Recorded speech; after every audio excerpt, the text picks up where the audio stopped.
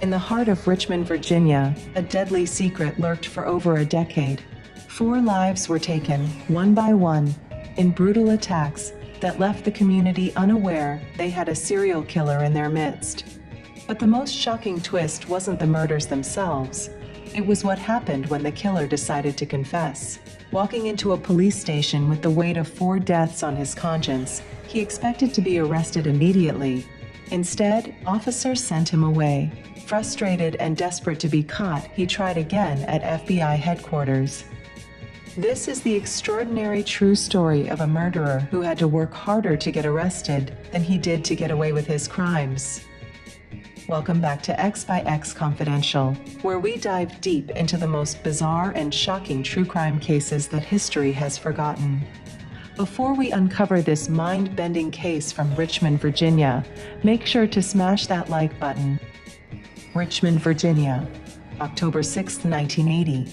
The leaves were turning colors and people were going about their lives. But in this quiet city, something terrible was about to happen.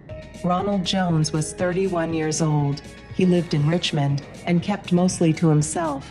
That night, he met someone on the streets. Ronald got into a car with this person and went to an apartment. Inside that apartment, everything changed.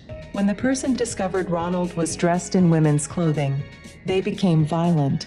We know from police reports that Ronald was stabbed to death. The killer then dragged Ronald's body behind the apartment building and left it there. No witnesses, no immediate calls to police.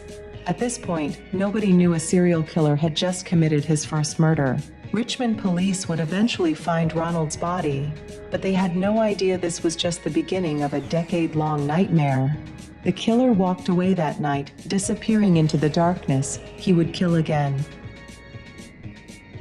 1 life taken, 3 more to follow, and it would be 10 years before anyone knew who was responsible. Richmond, Virginia, November 19, 1981. Just over a year had passed since Ronald Jones was murdered. The city had moved on, unaware that the killer was still among them. Miranda Zimmerman was 24 years old. She lived in Richmond and worked in the same area where Ronald had been killed. On this cold November night, she found herself in an argument with someone.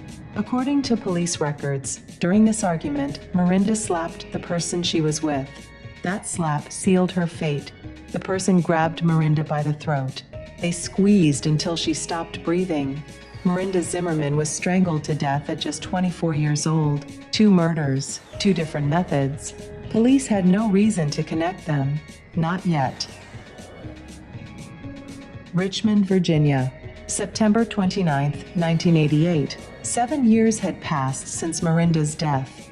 The killer had been quiet, or so everyone thought. Priscilla Louise Leeper was 33 years old. She disappeared on this date. Her body was found later, but the details of her death were never fully documented in court records. What we do know is that someone would later confess to killing her. But that confession wouldn't come for another 2 years. Richmond, Virginia, March 1990.